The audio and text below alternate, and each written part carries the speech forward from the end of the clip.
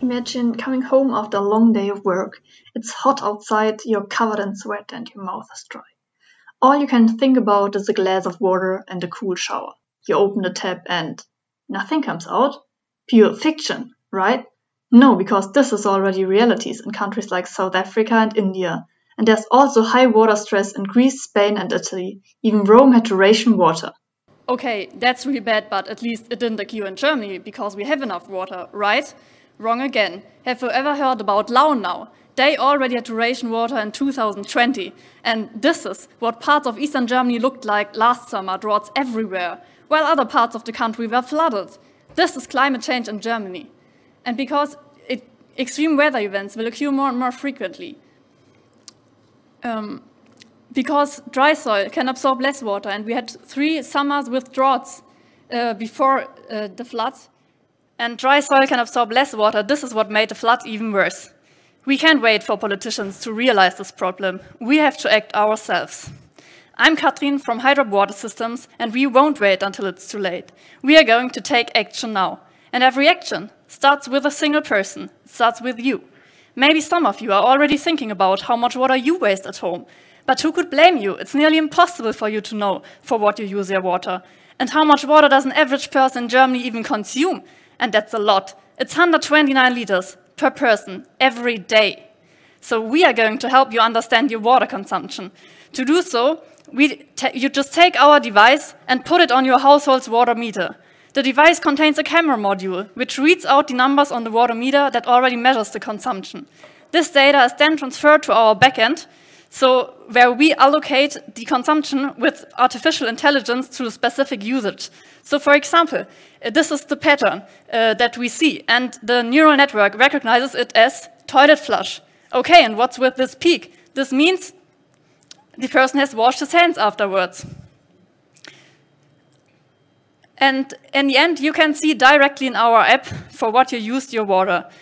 Personalized water saving tips and a community are just a few of our ideas to improve this project.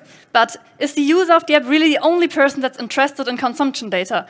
No, because water suppliers can only read out the numbers on a water meter once in a year, and they still have to send employees to do so.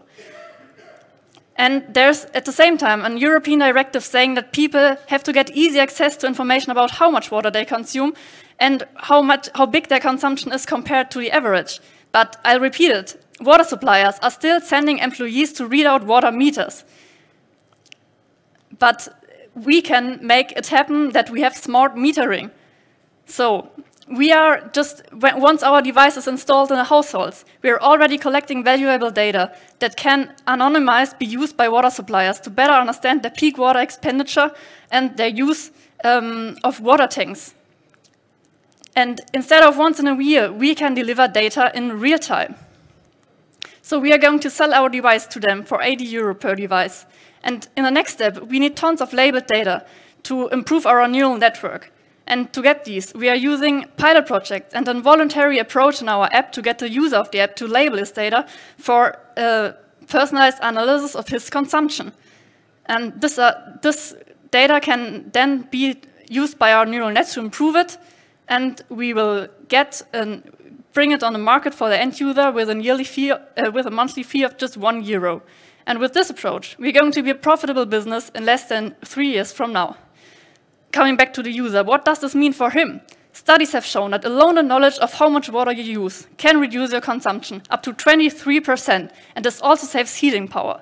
So at the end of the 3rd year, the Hydrop community could have saved more water than it rains in Germany in a year and reduced 25,000 tons of carbon dioxide emissions. And this community has already started.